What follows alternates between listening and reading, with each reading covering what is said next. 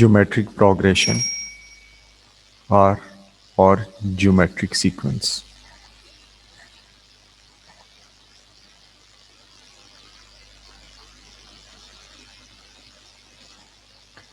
If there is a constant ratio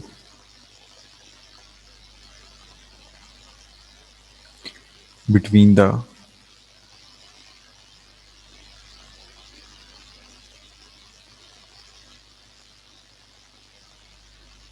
consecutive terms, then the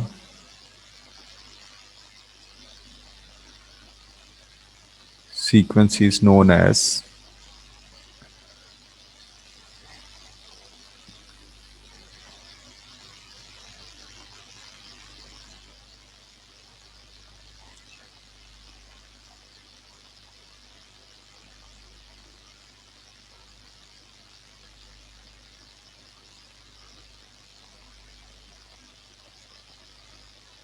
geometric sequence or geometric progression.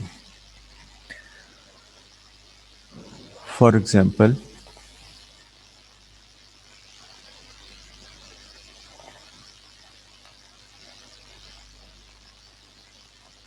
one 28. General term.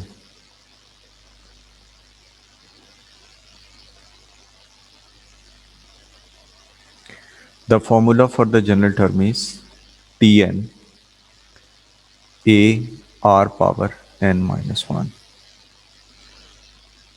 where a is the first term and r is the common ratio.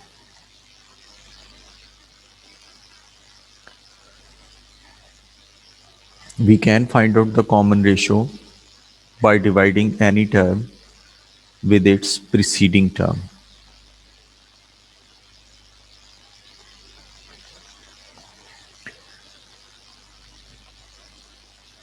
Now the question is, find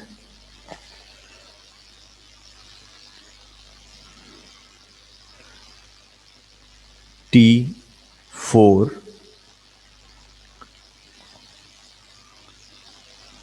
for the above sequence.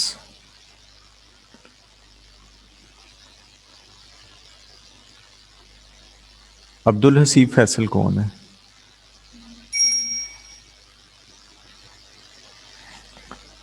For the above sequence.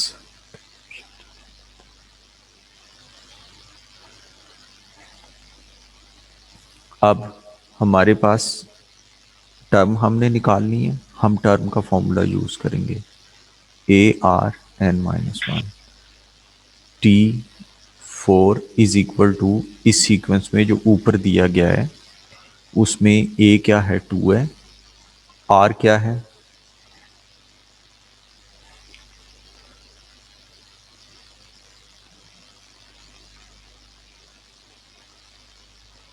here A is equal to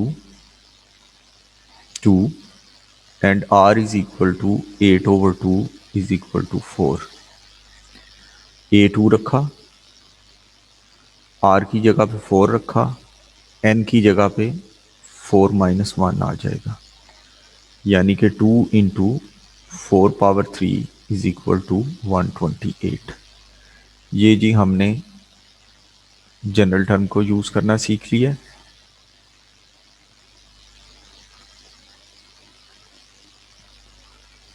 अब सम of first 10 terms,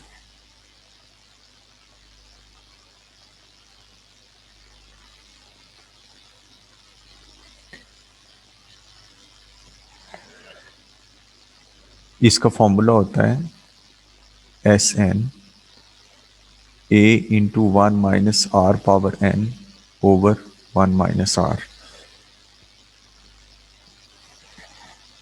अब वो कहते हैं जी find S10 for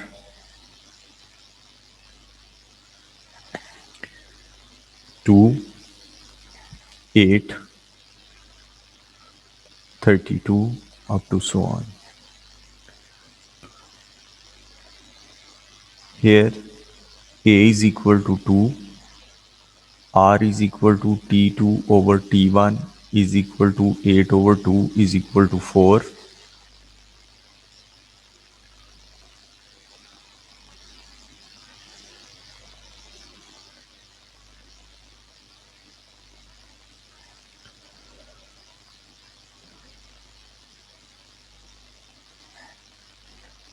We will put these values in the above formula.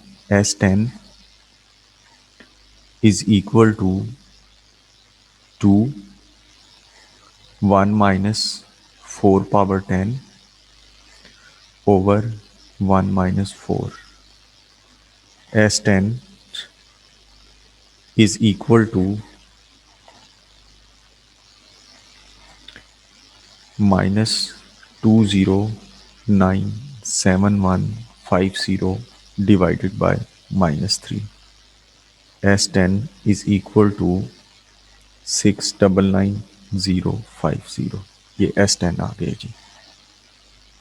अब फिर वही बात जो हमने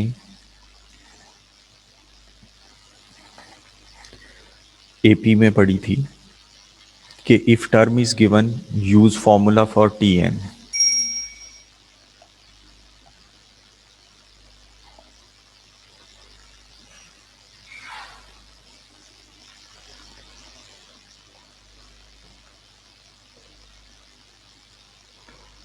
सेकंड है जी, if sum is given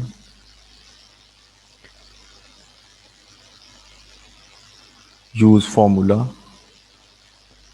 for Sn। अगर टर्म दी होगी तो टर्म का फॉर्मूला यूज करेंगे, अगर सम दिया होगा तो सम का फॉर्मूला यूज करेंगे।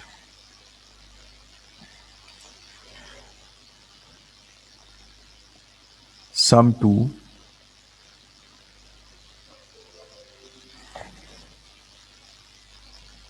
infinite terms।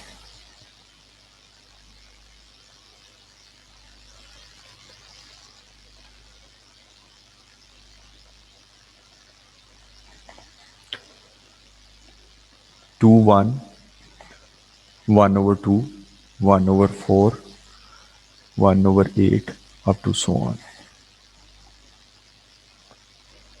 अब मेरे बच्चों एक दफ़ा मैं इसको रिपीट कर देता हूँ जो लेट आए हैं। ज्योमेट्रिक सीक्वेंस और geometric progression. If there is a constant ratio between the consecutive terms, then the sequence is known as geometric sequence or geometric progression। 2, 8, 32, 128 सारी टर्म्स जो हैं वो 4 से मल्टीप्लाई हो रही हैं कंसेक्टिव टर्म, तो ये एक ज्योमेट्रिक प्रोग्रेशन है। General term is Tn is equal to a r power n minus 1।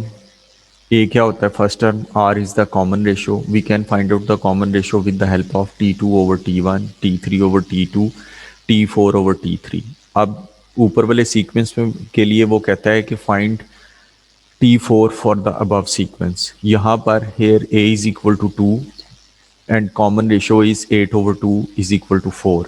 हमने a और r की वैल्यू पुट की है, n हमारे पास 4 है, तो हमारे पास फोर्थ टर्म आ गई है। You can verify that the fourth term is 128। Sum of first 10 terms Sn is equal to a bracket open 1 minus r power n bracket close. ये गलती नहीं करनी कि n को ब्रैकेट के बाहर लिख दें पावर को, ये सिर्फ r की पावर है, 1 माइनस r की पावर नहीं है, ओवर 1 माइनस r। इसी तरह S10 फाइंड आउट करने के लिए कह रहा है 2, 8, 32 के लिए। Here a is equal to 2, r is equal to 4, S10 हमारे पास आ गया बेटा 2 ब्रैकेट 1 माइनस r 4 था, उसकी पावर 10 ओवर 1 माइनस 4 हमने सिंप्लीफाई कर लिया। इसमें वो कॉन्सेप्ट सेम है। अगर टर्म दी गई होगी तो टर्म का फॉर्मूला यूज़ करेंगे, अगर सम दिया होगा तो एस एन का फॉर्मूला यूज़ करेंगे। अब ये है जी कि सम टू इन्फिनिट टर्म्स, यानी कि अब ये देखें कि इस सीक्वेंस जो 2 1 1/2 1/4 1/8 सीक्वेंस मैंने लिखा है, इसकी टर्म्स क्या कर रही हैं, डिक्रीज कर रही हैं। अब जब इसकी टर्म्स जो हैं वो डिक्रीज कर रही हैं तो क्या होगा कि फ़र्ज़ करें कि 100 टर्म्स को हम कंसिडर कर लेते हैं फर्स्ट, तो उसका हम सम कर लेते हैं। 100 टर्म्स के बाद बाद में जो टर्म्स होंगी 101 102 103, वो इतनी छोटी होंगी कि उनका सम अगर हम शामिल करते हैं या नहीं करते तो कोई फ़र्क नहीं पड़ता। तो इसलिए हम जो है वो कुछ लिमिटेड टर्म्स का सम निकाल लेते हैं और उसी का जो है कंसिडर करते हैं कि ये पूरी जो है वो सीक्वेंस का सम है। अब बेटा उसका फॉर्मूला है। अब सम टू इन्फिनिट हम कब निकाल सकते हैं, उसके लिए कंडीशन है, if r is in between 1 and -1। अगर आर जो है 1 और -1 के दरमियान में है तो फिर हम sum to infinite terms find out कर सकते हैं यहाँ पर इस सीक्वेंस के अंदर। And the formula to find out the sum to infinite terms is S infinite is equal to a/1 - r। अब here a is equal to 2, r is equal to t2/t1, 2 is equal to 1/2,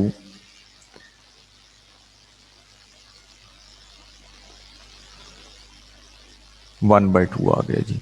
now s infinite is equal to 2 divided by 1 - 1/2, 2 divided by 1/2 is equal to 4, s infinite 4 आ गया जी।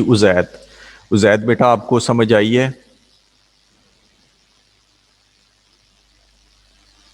जी sir. हाँ जी। Zuheb,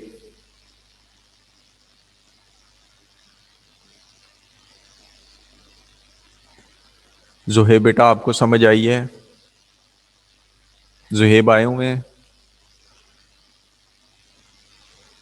sir Tayyab ये जो शाह, आपने कहा है ना कि आर आर बिटवीन -1 और 1 होगा, ये मतलब कि रिपीट अच्छा कर दें कि ये अयान देखें बात सुने, इफ आर इज 0.8 तो अगर एक टर्म 2 है तो अगली क्या हो जाएगी, आर से हम मल्टीप्लाई करेंगे तो 0.16 हो जाएगी, छोटी हो गई। फिर उसको 0.6 से मल्टीप्लाई करेंगे तो वो हो जाएगी बेटा 0.128 हो जाएगी। फिर उसको 0.8 से मल्टीप्लाई करेंगे तो terms will keep on decreasing. अगर आर 1 और -1 के दरमियान में है तो टर्म्स क्या है, मल्टीप्लाई होने से छोटी होती जाएंगी। जब टर्म्स मल्टीप्लाई होने से छोटी होती जाएंगी तो एक फ़र्ज़ करें कि 100 टर्म्स या 50 टर्म्स का हम सम निकाल लेते हैं, तो उसके बाद वाली जो टर्म्स होंगी वो इतनी छोटी होंगी कि उनको कंसिडर किया जाए या ना किया जाए हमारे सम के ऊपर कोई सिग्निफिकेंट डिफरेंस नहीं होगा। यानी कि सर रेशो अगर 1 से कम होगी तो फिर हम इन्फिनिट का लगा देंगे -1 और 1 फॉर्मूला। के दरमियान में होगी तो सम इन्फिनिट फिर फाइंड आउट, फिर आपको कहेगा वो क्वेश्चन के अंदर के सम इन्फिनिट फाइंड आउट करें। ठीक है सर, थैंक यू। जी बेटा, इसमें से किसी ने कुछ और पूछना है?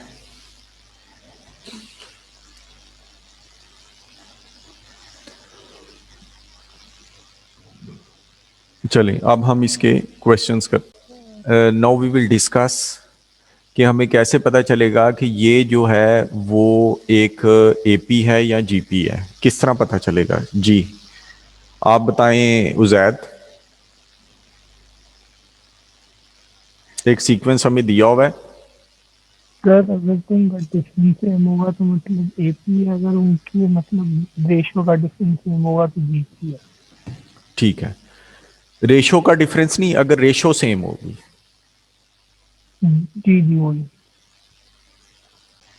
क्वेश्चन नंबर 1 है बेटा जी, a company producing salt from sea water changed a new process. The amount of salt obtained each week increased by 2% of the amount obtained in the preceding week. It is given that in the first week after the change, the company obtained 8000 kg of salt. ये हमें A दिया हुआ है जी कि जो हमारा sequence शुरू हो रहा है उसके अंदर जो ए है वो उसने बता दिया कि 8000 है।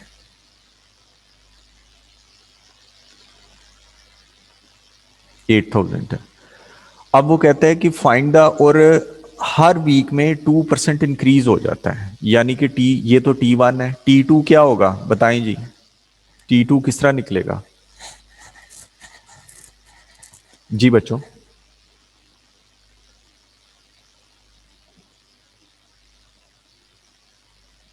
सर 8160।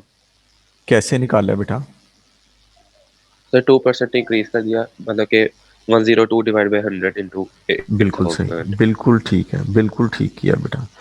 अब ये देखें कि इसको हम अगर 2% इंक्रीज कर देंगे, इसको 102/100 से मल्टीप्लाई करवा देंगे तो ये 2% इंक्रीज हो जाएगा। Very good. किसको इस चीज़ की समझ नहीं आई? फिर हम आगे चलते हैं क्योंकि ये काफ़ी ज़्यादा आगे जाके यूज़ होगी ये परसेंटेज।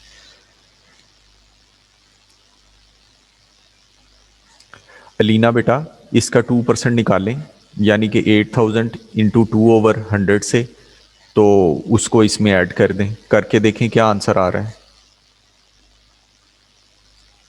इसका 2% निकालें, 2/100 से मल्टीप्लाई करें और इसमें ऐड कर दें। जी लीना बेटा समझ आई?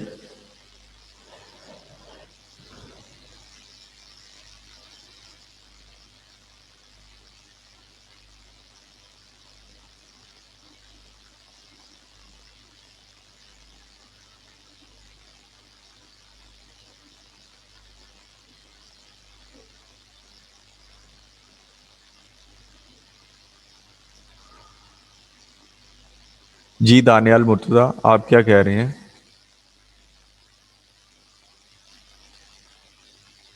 जी दानियाल मुर्तज़ा आप ठीक कह रहे हैं, अगर इसको हम 1.02 से मल्टीप्लाई कर दें तो फिर भी आ जाएगा। देखें एक बात याद रखें, अगर हम किसी किसी चीज़ का 10% उसमें ऐड करना चाहते हैं ना तो उसको 1.10 से 1.10 से मल्टीप्लाई करवा दें।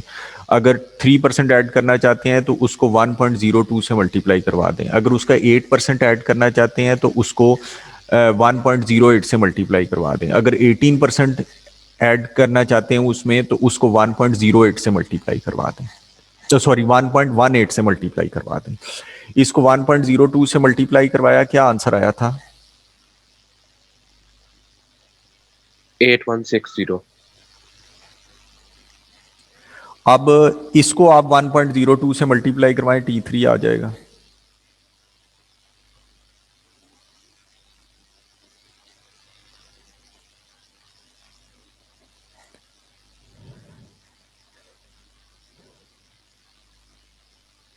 सर 8323.2। ये लें जी, ये आ गया जी, ये कंफर्म भी हो गया, दानियल मुर्तज़ा ने भी कह दिया कि यही आंसर है। ठीक है जी, ये हमारे पास 3 टर्म्स आ गई हैं। अब हमने रेशो निकालनी है। रेशो आपने 2 दफ़ा चेक करनी है कि ये एपी है या जीपी है। अब एपी या जीपी चेक करने के लिए आप ऐसा करें कि ये देखें 8160 माइनस 8000 करेंगे तो आपके पास आएगा 160। लेकिन जब आप 8323.2 माइनस 8160 करेंगे तो आपके पास आंसर 160 नहीं आएगा। इसका मतलब ये है कि कॉमन डिफरेंस सेम नहीं है। अब हम कॉमन रेशियो निकाल के, जब भी हमने चेक करना है ना मेरे बच्चों कि ये एपी है ये जीपी है, तो 3 टर्म्स निकालनी है, उनका डिफरेंस निकाल के चेक करना है। अगर डिफरेंस सेम है यानी कि T2 माइनस T1 निकाल लें, T3 minus T2 find out कर लें। If the difference is same then it's an AP.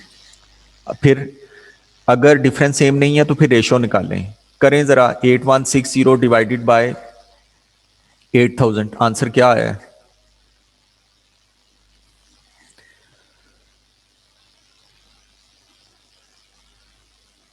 फिर तो 1.02 नहीं आएगा। बिल्कुल सही है, 1.02 है। जब T3 को T2 से डिवाइड करेंगे फिर भी आंसर 1.0 आएगा। यहां पर आर आ गया जी, 8160 divided by 8000 is equal to 1.02। ये आ गया मेरे बच्चों। अब हमें पता चल गया है ये एपी है। साइड पे बड़ा सा करके लिख लें, हमें भूल ना जाए। एपी है कि जीपी है? जीपीएस। बिल्कुल सही है, ये जीपी है।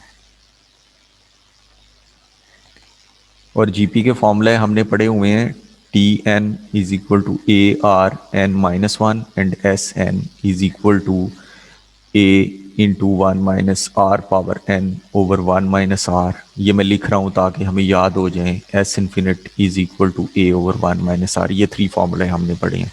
अब पहले पार्ट के अंदर वो कह रहा है कि the amount of salt in the 12th week after the change. यहाँ पर हमने T12 निकालनी है। T12 क्या हो जाएगा, फॉर्मूला हो जाएगा जी AR12-1। हमने इस फॉर्मूला, पहले फॉर्मूले को यूज़ किया है, वहाँ पर n की जगह पर 12 पुट कर दिया। अच्छा जी, T12 इज इक्वल टू 8000 और 1.02 पावर 11। इसको एक ही दफ़ा कैलकुलेटर में पुट करें और मुझे फाइनल आंसर बताएं इसका।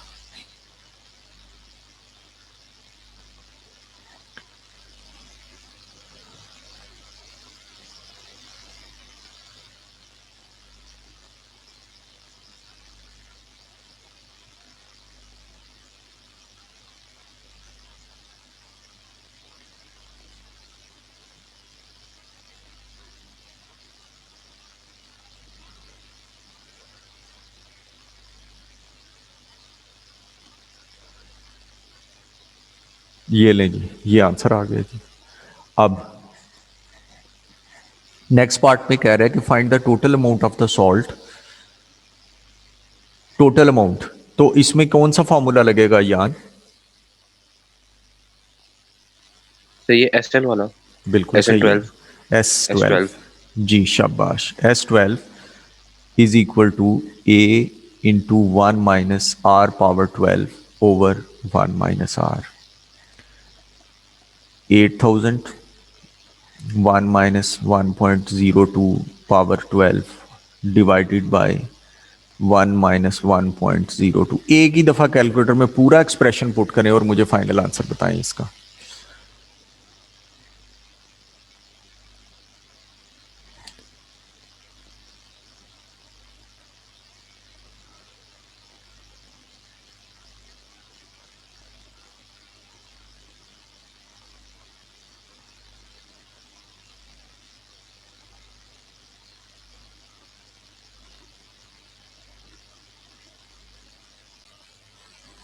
ये क्वेश्चन नंबर 2 है। क्वेश्चन नंबर 2 के अंदर बेटा उसने टर्म नंबर 2 दी है, हमने टर्म का फॉर्मूला यूज़ करेंगे और एस इन्फिनिट दिया हुआ है उसका फॉर्मूला यूज़ करेंगे। अब T2 AR के इक्वल होता है, 12 इज इक्वल टू AR बन गया। एस इन्फिनिट जो है वो A ओवर 1 माइनस आर के इक्वल होता है, वो हमने लिख लिया। और ये हमारे पास वैल्यूज़ आ गई हैं। हमने सब्स्टिट्यूशन मेथड से जो है इक्वेशन बना ली है क्वाड्रेटिक, और बासित ने बताया है कि आर की वैल्यूज़ आ रही हैं 1/3 एंड 2/3। बासित ने इसको मिडिल टर्म ब्रेक से निकाल के हमें बता दिया।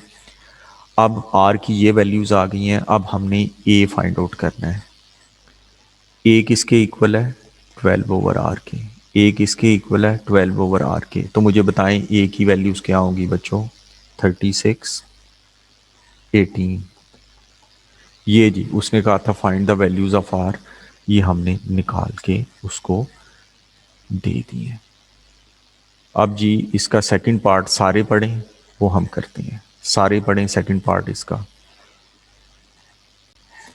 अब ये देखें कि 2 का जो बी पार्ट है उसमें उसने हमें nth टर्म दी हुई है, हमने यहाँ पर जी nth टर्म लिख ली है। अब हमें ये असद ने हमें ये बताया है कि सबसे पहले हम ये देखेंगे कि ये ए पी है या जी पी है। हम इसकी फर्स्ट 3 टर्म्स निकाल लेंगे। ये जी फर्स्ट टर्म निकाली हुई है हमने, ये हमने इसकी सेकंड टर्म निकाली हुई है, ये हमने थर्ड टर्म निकाली हुई है। फिर हमने इनके डिफरेंसेस निकाले हैं T2 minus T1 and T3 minus T2। दोनों क्यू आ रहे हैं, इसका मतलब है डिफरेंस सेम है, ये ए पी है। हमने एस एन निकालना है, हम एस एन का फॉर्मूला लगाएंगे। हमने एस एन का फॉर्मूला लगाया है, ए की जगह पे हमने पी माइनस क्यू पुट कर दिया और डी की जगह पे क्यू कर दिया, और हम आप इसको सिंप्लीफाई कर रहे हैं। ये बन जाएगा 2p plus Q N plus Q, ये जी हमारे पास एस एन का एक्सप्रेशन आ गया। सेकंड पार्ट में कह रहे हैं गिवन दैट, ये देखें, ये इस स्टेटमेंट के नीचे दोनों पार्ट्स लिखे हुए हैं, यानी कि the first statement is applicable to both part number 1 and part number 2।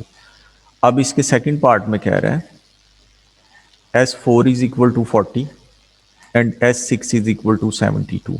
हमने P और Q की वैल्यूज निकालनी है। SN का सिंप्लीफाइड एक्सप्रेशन पहले पार्ट के अंदर उसने निकलवा लिया हुआ है, उसके अंदर हम N की वैल्यू पुट कर देते हैं 40/2 2P plus 40Q plus Q, ये बन गया जी S4 दिया हुआ है उसने बेटा,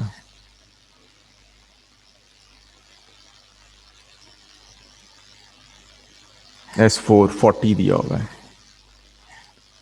S4 is equal to 4/2 2P plus 4Q plus Q।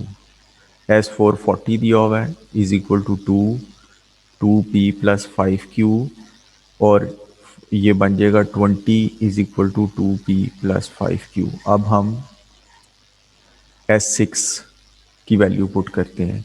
S6 is equal to 6/2 2P plus 6Q plus Q, ये बन गया 72 is equal to 2P plus 7Q। 72 को 3 से डिवाइड करें कितना बनता है? 24।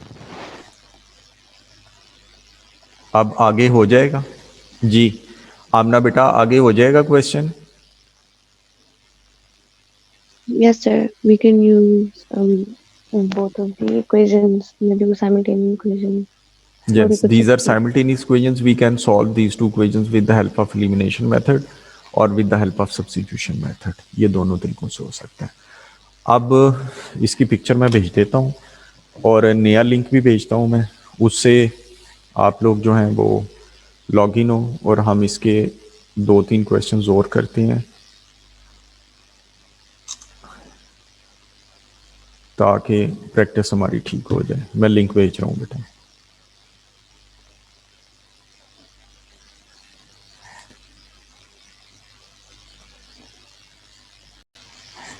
इन क्वेश्चन नंबर 3 कहते हैं the common ratio of a GP, बता दिया उसने जी, पहले ही बता दिया कि जीपी है।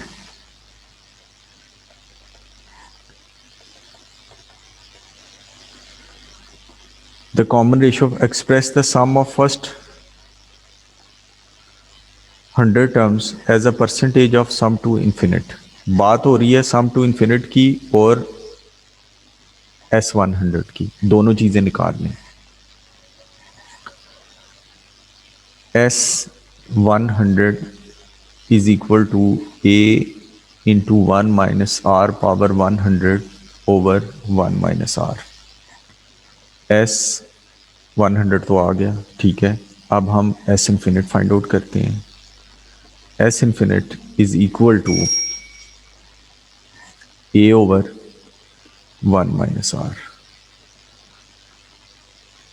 अब वो कह रहे हैं express sum of 100 as a percentage of sum to infinity, यानी कि S100 over S infinite into 100, ये हमने फाइंड आउट करना है। S100 लिखें A into 1 minus R power 100 over 1 minus R divided by A over 1 minus R into 100। 1 minus R से cancel हो जाएगा। A जो है वो A से कैंसिल हो जाएगा और बाकी क्या बच जाएगा 1 माइनस आर पावर 100 इंटू 100। ये जी ये क्वेश्चन हो गया।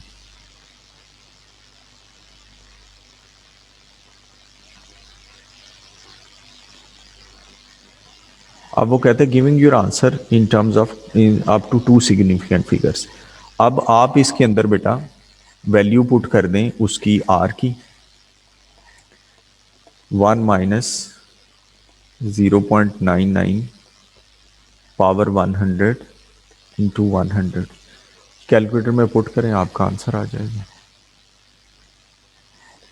अब जी क्वेश्चन नंबर 4 के अंदर क्या कह रहा है? क्वेश्चन नंबर 4 में कह रहा है कि each year the value of a certain rare stamp increases by 5% of its value at the beginning of the year. A collector bought the stamp for $10,000 at the beginning of 2005. Find the value at the beginning of find its value at the beginning of 2015 correct to nearest $1,000 20। हाँ जी, तो ये पहले ये हम पहले सबसे पहले हमने क्या डिसाइड करना है जी? आप बताएं बासित, सबसे पहले हमने इस क्वेश्चन में क्या डिसाइड करना है? सर कि ये एपी का है कि जीपी का? बिल्कुल सही है। वो किस तरह डिसीजन होता है बेटा? सर उसकी वो होती है रेशियो लेके। 3 टर्म्स हम लेते हैं। आपको हाँ जी। क्या शक क्या पड़ रहा है कि ये कौन सा, ये एपी है या जीपी है?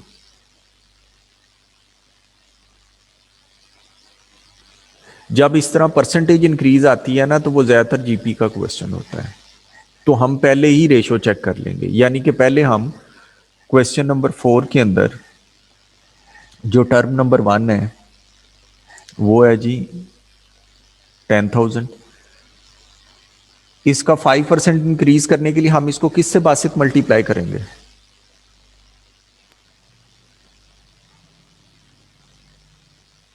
सर है 0.05 से। 1.05 से मल्टीप्लाई करेंगे हम इसको 1.05 से, जरा मल्टीप्लाई करके बताएं 1.05 से क्या आता है?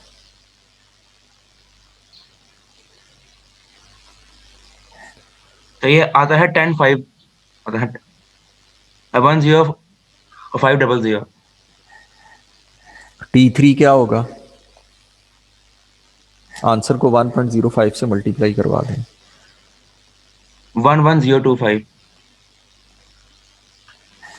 अब जब हम T2 over T1 find out करेंगे तो आंसर आएगा 1.05। हम T3 over T2 find out करेंगे तो आंसर आएगा 1.05। तो ये एक जीपी है। अब बात कर रहा है वो कि 2015 के अंदर क्या है। 2015 कौन सी भी टर्म होगी, हमने कितनी टर्म निकालनी है?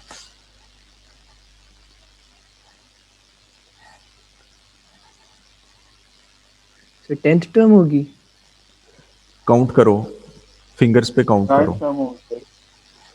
5 जो है 2005 जो है वो 10,000 है, तो 5 6 7 8 9 10 11 12 13 11 14 15 11th टर्म होगी। ये बड़ा ध्यान रखना है, इसमें जो है ना बड़ी गलती होती है कि ये 10 टर्म्स हैं या 11 टर्म्स हैं। इसको फिंगर्स पे काउंट किया करो। 5 6 7 8 9 10 11 12 13 14 15, ये T11 होगी। T11 is equal to AR power 11 minus 1. T11 is equal to 10,000 1.05 power 10। ये लेंगे, ये इसका आंसर आ गया। अब अगले पार्ट में क्या कह रहे हैं? ठीक है जी, ये हमारा पार्ट हो गया, 2 नंबर का था हो गया। 4 का बी पार्ट। 4 के बी पार्ट में वो कह रहे हैं कि the sum of N terms of an AP S N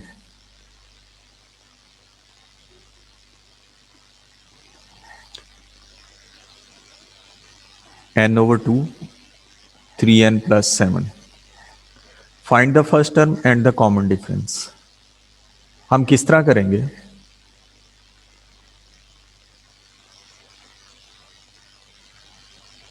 G बेटा, कौन बताएगा?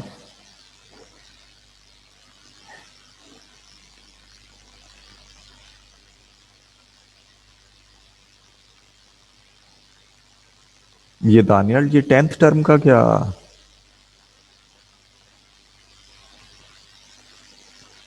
आपने लिखा है? हाँ जी बताएं बेटा जी, ये किस तरह करेंगे? सर जी पियूष ने बेटा। अर्थमेटिक प्रोग्रेशन दिया हुआ है, तो उसमें हम 1 डालेंगे, फिर 2 डालेंगे n की जगह, और फिर हम आपस में S1 आ सब्स्टिट्यूट जाएगा। कर लेंगे। S1 जल्दी से बताएं किसके इक्वल है? 10/2 5। 5 के इक्वल है सर। अब S2 किसके इक्वल है? S1 किसके इक्वल होता है? T1 के। तो यहां से हमारे पास आ गया T1 is equal to 5। S2 किसके इक्वल होता है? S2 इक्वल होगा 2/2 1। 6 + 7 कितना हो गया? 13। अब S2 किसके इक्वल होता है? T1 + T2 के इज इक्वल टू 13। T1 आ चुका है 5, तो T2 हमारे पास कितना आ जाएगा? 8। AP उसने पहले ही बता दिया हुआ है। तो हमारे पास फर्स्ट टर्म क्या आ गई है? 5। और जो हमारे पास कॉमन डिफरेंस T2 - T1 है वो आ गया मेरा बेटा 8 - 5 इज इक्वल टू 3। ये बेटा जी ये हो गया। अब मेरे बच्चों ये तो 20 क्वेश्चंस तो इसके मिनिमम है ना जो आपने करने हैं। आज 7 क्वेश्चंस करें, कल करें, परसों करें, इस शीट के 20 क्वेश्चंस होंगे तो फिर ही आपको चीज़ें समझ आना शुरू होंगी। अब जो बच्चे 20 से ज़्यादा करेंगे उनकी ज़्यादा प्रैक्टिस हो जाएगी। तो ये 4 क्वेश्चंस तो मैंने करवा दिए हैं। अब इससे आगे 5 से लेके 24 तक मेरे बच्चों आपने करने हैं, और ये आप करेंगे तो आपको चीज़ें समझ आनी शुरू होंगी और रिदम आपका बनेगा। तो बस आज का यही काम है। इसकी पिक्चर जो है मैं भेज देता हूँ। अब हमारी बीच में भी आप अपनी प्रॉब्लम्स को फॉरवर्ड करते रहिएगा। बड़ा अच्छा है आपके ग्रुप के अंदर आप सारे मिल के काम करते हैं। अगर किसी को नहीं समझ आ रही होती तो दूसरा जो है वो सेंड कर देता है। तो ये है कि आप माशाल्लाह इसी तरह ही चलें तो इंशाल्लाह। और मेरे बच्चों डिले नहीं करना, क्लास अटेंड करनी है, डिले नहीं करना। अब मंडे को हम इसकी प्रॉब्लम्स डिस्कस करके हमने डिफ्रेंशिएशन शुरू कर देनी है इंशाल्लाह। तो चलें, ठीक है, अल्लाह हाफिज़, खुश रहें और अच्छी तरह पढ़ें। अल्लाह हाफिज़। अल्लाह हाफिज़।